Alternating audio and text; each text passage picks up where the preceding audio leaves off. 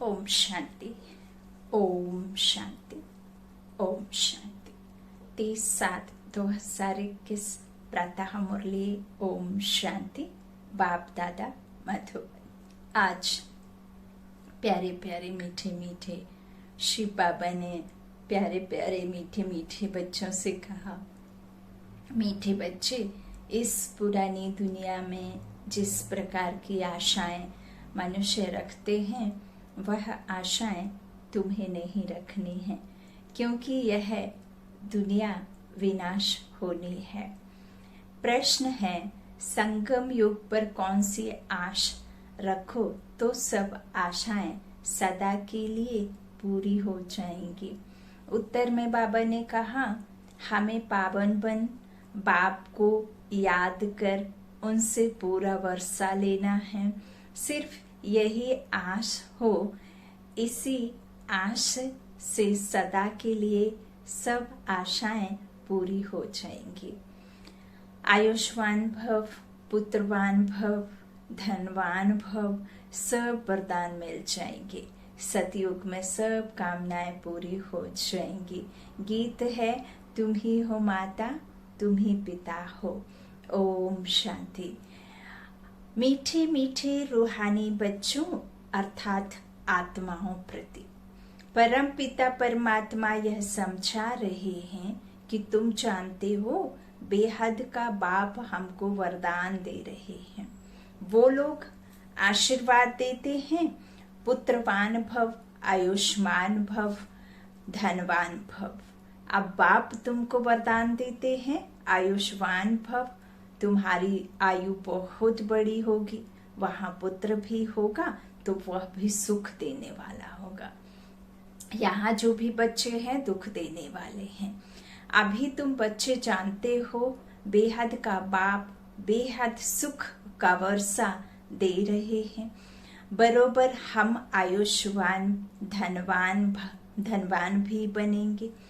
अभी कोई भी कामना दिल में नहीं रखनी है, तुम्हारी सब कामनाएं सतयुग में पूरी होनी है। इस नरक में कोई भी कामना नहीं रखनी है। धन की भी कामना नहीं रखो, बहुत धन हो, बड़ी नौकरी मिले, यह भी जास्ती तमन्ना नहीं रखना है। पेट तो एक पाव रोटी खाता है, जास्ती लोभ में नहीं रहना है। जास्ती धन होगा तो वह खत्म हो जाना है। बच्चे जानते हैं बाबा हमको स्वर्ग का मालिक बनाते हैं। जब बाप कहते हैं दे दान तो छूटे ग्रहण, तो कौन सा दान दो? यह 5 विकार हैं। यह दान में देने हैं तो ग्रहचारी छूट जाए और तुम 16 कला संपूर्ण बन जाओ। तुम जानते हो हमको सर्वगुण संपन्न 16 कला संपूर्ण यहाँ बनना है। 5 विकारों का दान देना पड़ता है। बच्चों को बाप कहते हैं, मीठे बच्चों, आश कोई भी नहीं रखो सिवाय बेहद की बाप से बेहद का वर्षा लेने के सिवाय। बाकी थोड़ा समय है, गाया भी जाता है, बहुत गई थोड़ी रही। बाकी थोड़ा समय इस विनाश में है, इसलिए इस पुरानी दुनिया की कोई आश नहीं रखो। सिर्फ बाप को याद करते रहो। याद से बच्चों को सतो प्रधान बनना है। इस दुनिया में मनुष्य जो आश रखते हैं वह कोई भी नहीं रखो। आश सिर्फ रखनी है एक शिव बाबा से हम अपना स्वर्ग का वर्षा लेवे। किसको भी कभी दुख नहीं देना है। 1-2 के ऊपर काम कटारी चलाना यह सबसे बड़ा दुख है। इसलिए सन्यासी लोग स्त्री से अलग हो जाते हैं। कहते हैं इसने छोड़ दिया है। इस समय रावण राज्य में सब पतित पाप आत्माएं हैं। अभी समय बहुत कम है। तुम अगर बाप की श्रीमत पर नहीं चलेंगे तो श्रेष्ठ नहीं बनेंगे। बच्चों को ऊंचते ऊंच बनना है, इसलिए 5 विकारों का दान देना है तो यह ग्रहण छूट जाएगा। सबके ऊपर ग्रहचारी है, बिल्कुल ही काले बन गए हैं। बाप कहते हैं अगर मेरे से वर्षा लेना है तो पावन बनो। द्वापर से लेकर तुम पतित बनते बनते सतो प्रधान से तमो प्रधान बन पड़े हो, तब तो गाते हो पतित पावन आओ, आकर हमें पावन बनाओ। तो बाप फरमान करते हैं बच्चे अब पतित नहीं बनो, काम महाशत्रु को जीतो, इससे ही तुमने आदि मध्य अंत दुख को पाया है। बाप कहते हैं तुम स्वर्ग में बिल्कुल पवित्र थे, अब रावण की मत पर तुम पतित बने हो। तब तो देवताओं के आगे जाकर उन्हों की महिमा गाते हो कि आप सर्वगुण संपन्न हो। गाते हैं ना देवी देवताओं के सामने जाकर के कि मैं निर्गुण आप सर्वगुण, है ना। तो इस तरह से मैं मूरख खलकामी, तो मैं सेवक तुम स्वामी, तुम ठाकुर मेरे, ऐसे गाते ना। तो बाबा कहते हैं सर्वगुण संपन्न महिमा गाते हैं, संपूर्ण निर्विकारी और हम विकारी हैं। तो निर्विकारी होने से सुख ही सुख है। बाप कहते हैं अब हम आए हैं तुम बच्चों को निर्विकारी बनाने। तो अब बाबा कहते हैं तुम बच्चों को सब इच्छाएं छोड़नी है, अपना धंधा थोड़ी आदि भल करो और एक दो को ज्ञान अमृत पिलाते रहो। गाया भी चाहता है अमृत छोड़ विष काहे को खाए। बाप कहते हैं कोई भी कामना नहीं रखो, हम याद की यात्रा से पूरे सतो प्रधान बन जाएंगे। 63 जन्म जो पाप किए हैं वह याद से ही खलास होंगे। अब निर्विकारी बनना है, भल माया के तूफान आए परंतु पतित नहीं बनना है, मनुष्य से देवता बनना है। तुम ही सतो प्रधान पूज्य देवता थे, फिर तुम ही पूज्य से पुजारी बनते हो। ईश्वर भगवान निराकार वो एवर प्योर है, वो पूज्य से पुजारी नहीं बनता, वो तो है ही उच्च ते उच्च परम धाम का निवासी। तो वो पूज्य से पुजारी नहीं, हम आत्माएं जो सतो रजो तमो में आकर के हम आत्माएं पूज्य से पुजारी बनते हैं, है ना। देवी देवता से फिर मनुष्य रावण राज्य में आते हैं, तमो प्रधान बनते हैं, सतो प्रधान से। बाबा कहते हैं तुम ही पूज्य से पुजारी बनते हो। हम निरोगी थे फिर रोगी बनते हैं, अब फिर से निरोगी बन रहे हैं। जब निरोगी थे तो आयु बड़ी थी, अब तो देखो बैठे बैठे मनुष्य मर जाते हैं। तो कोई भी आश नहीं रखनी है, यह सब छीछी आशाएं हैं। कांटे से फूल बनने के लिए तो एक ही फर्स्ट क्लास आश है। बाप कहते हैं याद करो तो पुण्यात्मा बन जाएंगे। इस समय सबके ऊपर राहु का ग्रहण है, सारे भारत पर राहु का ग्रहण है, फिर चाहिए बृहस्पति की दशा। तुम जानते हो अब हमारे ऊपर बृहस्पति की दशा बैठी है। भारत स्वर्ग था ना, सतयुग में तुम्हारे ऊपर बृहस्पति की दशा थी, इस समय है राहु की दशा। अब फिर बेहद के पाप से बृहस्पति की दशा मिलती है। बृहस्पति की दशा में 21 जन्मों का सुख रहता है। त्रेता में है शुक्र की दशा, जितना जो याद करेंगे बहुत याद करेंगे तो बृहस्पति की दशा होगी। यह भी समझा दिया है अब सबको वापस घर जाना है, इसलिए बाप को याद करते रहो तो विकर्म विनाश हो और तुम उड़ने लायक बनो। और उड़ेंगे कब? जब आप विकर्मों के बोझ से मुक्त रहेंगे, आप लाइट बनेंगे। लाइट माना हल्का, और हल्की क्या होती है? आत्मा। आत्मा बोझ का टोकरा लेके कोई मुश्किल, कोई परेशानी, कोई चिंता, कोई घृणा, कोई द्वेष किसी के प्रति, कोई बिजनेस का भार, कोई इस तरह से भार रहेगा तो आप उड़ नहीं पाएंगे, हल्का नहीं हो पाएंगे, बिंदु नहीं बन पाएंगे। लाइट माना होता ही है हल्का, और लाइट रहेंगे इस विषय वैतरणी नदी में ही गोते खाते रहेंगे, इस दुनिया से ही मांग करते रहेंगे, तो वो देने वाला तो ऊपर बैठा है। आपको इस दुनिया से कुछ नहीं मिलने वाला, क्योंकि ये दुनिया बनाने वाला तो और दाता ऊपर है ना। हम इस संसार से मांग बैठे, यही हमारी सबसे बड़ी नासमझी थी। हम इस संसार को समझने में लगे हुए हैं, और वो जो समझाने वाला है उसे तो हमने ना समझा और ना जानने की कोशिश की, इसीलिए हम इतने दुखी हुए। ओम शांति। तो बाबा कहते हैं कि बाप को याद करते रहो तो विकर्म विनाश होंगे और तुम उड़ने लायक बनोगे।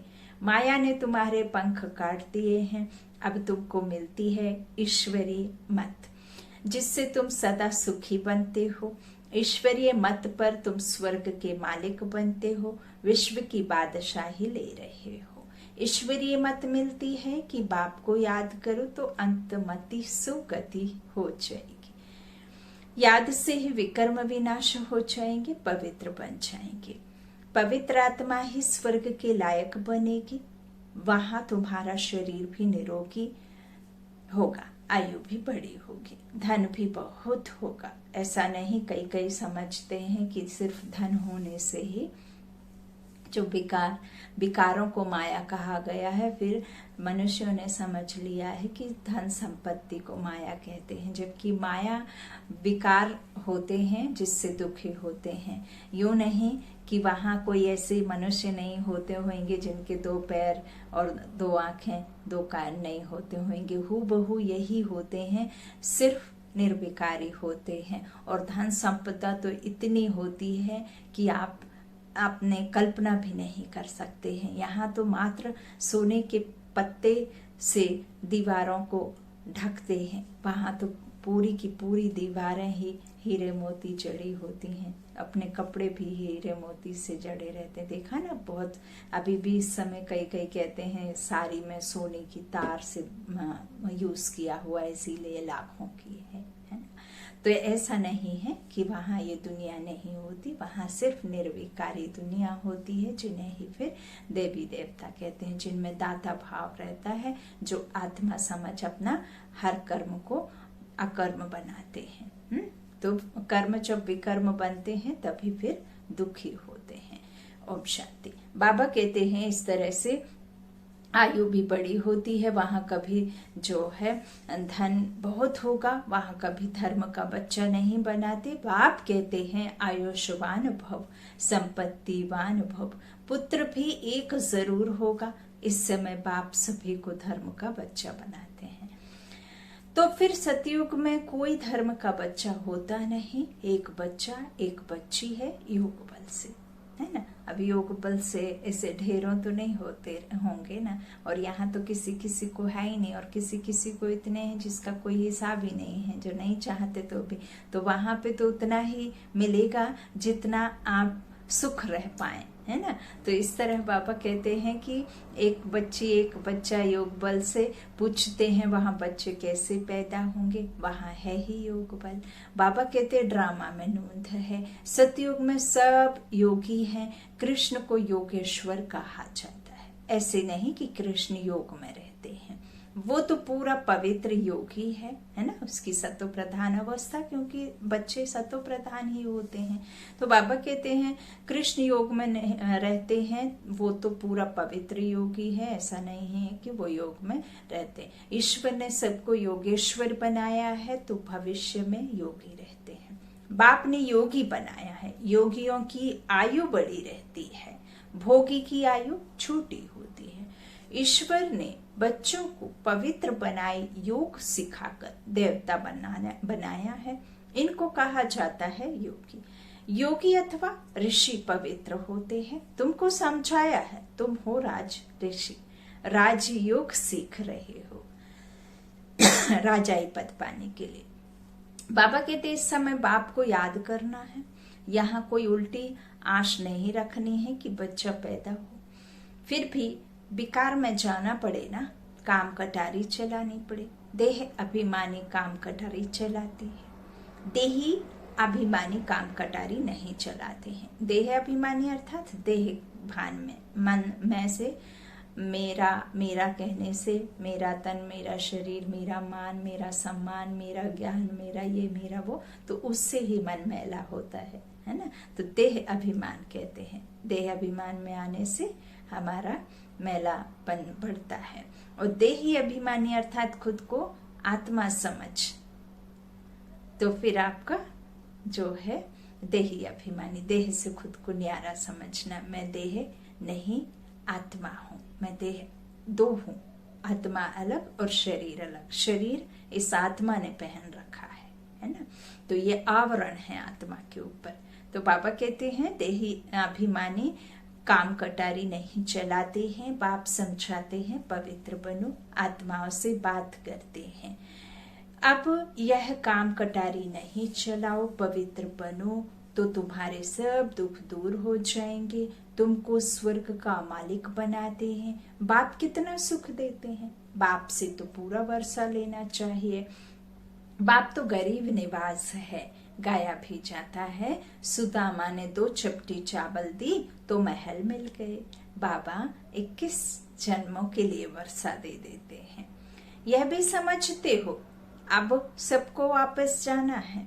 श्री बाबा की स्थापना के कार्य में जितना जो मदद करे, घर में यूनिवर्सिटी व हॉस्पिटल खोलो, बोर्ड पर लिख दो बहनों और भाइयों 21 जन्म लिए एवर हेल्दी और वेल्दी बनना है, तो आकर समझो। अब 1 सेकंड में एवर हेल्दी वेल्दी बनने का रास्ता बताते हैं। तुम सर्जन हो ना, सर्जन बोर्ड तो जरूर लगाते हैं, नहीं तो मनुष्य को कैसे पता पड़े।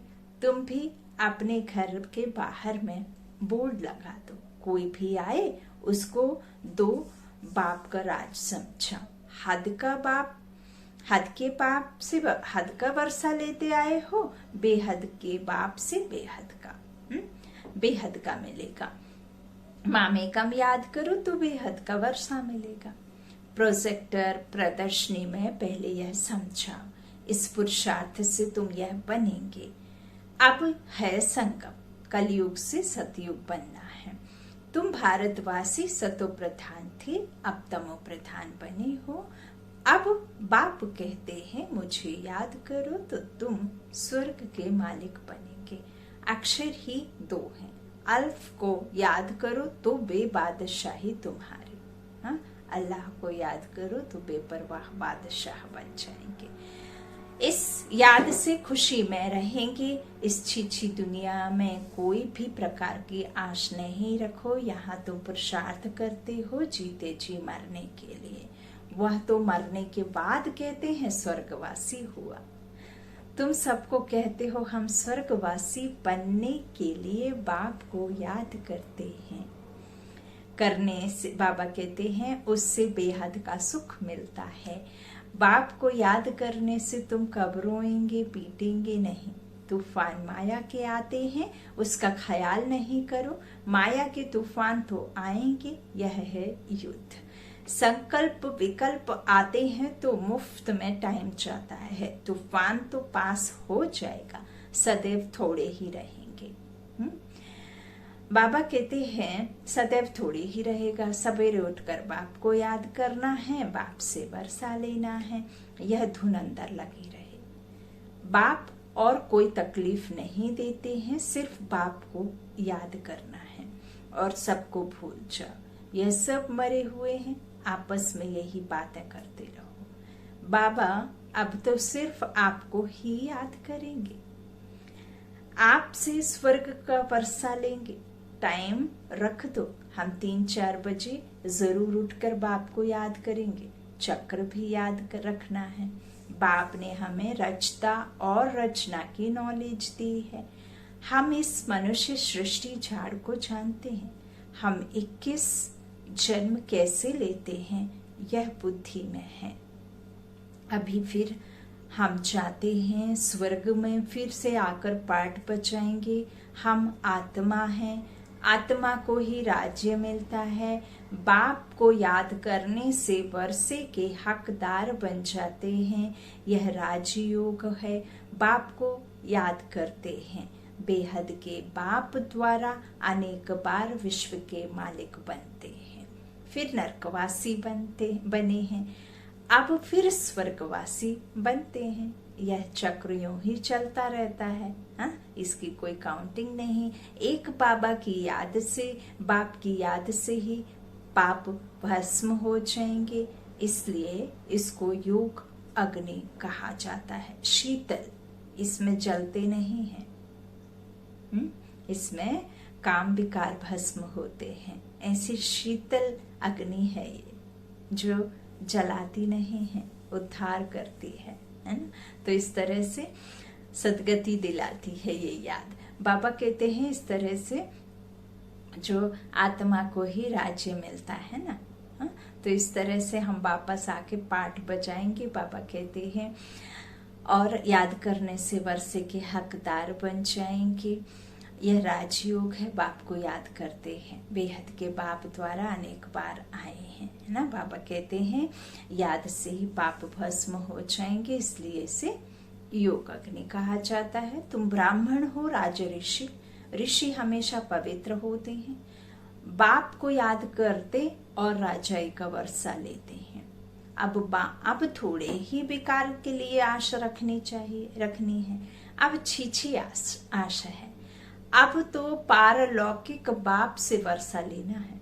बीमार होते भी याद कर सकते हो कि नहीं।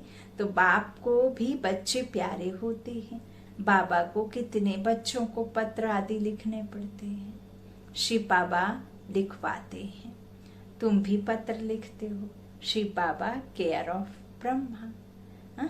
तो हम सब शिव बाबा के बच्चे ब्रदर्स हैं। एक पिता के बच्चे ब्रदर्स हैं ना। आत्मा का तो कोई रंग रूप और कोई ऐसा नहीं है वर्ण। तो आत्मा एक पिता की संतान, हम आपस में ब्रदर्स हैं। फिर जब यहाँ आत्मा पाठ बजाने के लिए इस तन रूपी कपड़े को धारण करती है, तब फिर यहाँ आकर हम वर्णों में आते हैं, भाई बहन बनते हैं।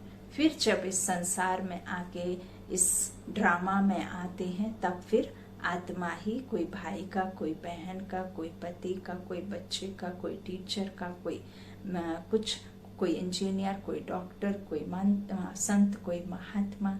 इस तरह से आत्मा इस शरीर को लेकर अलग अलग पार्टों में अलग अलग एक्टर्स एक्टिंग करते हैं। यह बातें समझने की हैं। बाबा कहते रूहानी बाप आकर हमको पावन बनाते हैं, इसलिए कहा जाता है पतित पावन। सभी आत्माओं को पावन बनाते हैं, कोई को भी छोड़ता नहीं हूँ। प्रकृति भी पावन बनती है। तुम जानते हो सतयुग में प्रकृति भी पावन रहेगी। सब सुख देने वाले, ये 5 तत्व, ये प्रकृति, ये संसार ही सुख देने वाला बन जाएगा, है ना। इस तरह बाबा कहते हैं किसी को नहीं छोड़ता हूँ। अभी शरीर भी पतित है, तब तो गंगा में शरीर धोने जाते हैं ना। लेकिन आत्मा तो पावन होती नहीं, तब वह तो होगी योग अग्नि से। अच्छा, बाप दादा का याद प्यार। मीठे मीठे सिकीला थे बच्चों प्रति, माता पिता बाप दादा का याद प्यार और गुड मॉर्निंग। रूहानी बाप की रूहानी बच्चों को नमस्ते। हम रूहानी बच्चों की रूहानी माता पिता बाप दादा को याद प्यार और गुड मॉर्निंग। शुक्रिया बाबा, मीठे बाबा, प्यारे बाबा, सबका साथी, सबका सहारा। धारणा के लिए मुख्य सार बाबा ने पहला कहा, इस कलयुगी दुनिया में कोई भी उल्टी आश नहीं रखनी है। संपूर्ण सतो प्रधान बनने के लिए ईश्वरीय मत पर चलना है। दूसरा बाबा ने कहा, पावन बनकर वापस घर जाना है, यही एक आश रखनी है। अंतमति सो गति, माया के तूफानों में समय नहीं गंवाना है। आज का वरदान बाबा ने बच्चों को दिया, निरंतर बाप के साथ की अनुभूति द्वारा हर सेकंड, हर संकल्प में सहयोगी बनने वाले सहज योगी भाव। जैसे शरीर और आत्मा का जब तक पार्ट है तब तक अलग नहीं हो पाती, ऐसे बाप की याद बुद्धि से अलग ना हो। सदा बाप का साथ हो, दूसरी कोई भी स्मृति अपने तरफ आकर्षित ना करे। हम इसको ही सहज और स्वतः योगी कहा जाता है। ऐसा योगी हर सेकंड, हर संकल्प, हर वचन, हर कर्म में सहयोगी होता है। सहयोगी अर्थात जिसका एक संकल्प भी सहयोग के बिना ना हो। ऐसे योगी और सहज सहयोगी शक्तिशाली बन जाते हैं। आज का स्लोगन बाबा ने दिया, समस्या स्वरूप बनने के बजाय, समस्या स्वरूप बनने के बजाय समस्या को मिटाने वाले समाधान स्वरूप बनो।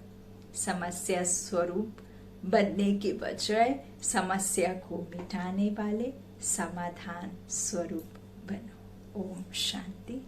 शुक्रिया बाबा, शुक्रिया शुक्रिया।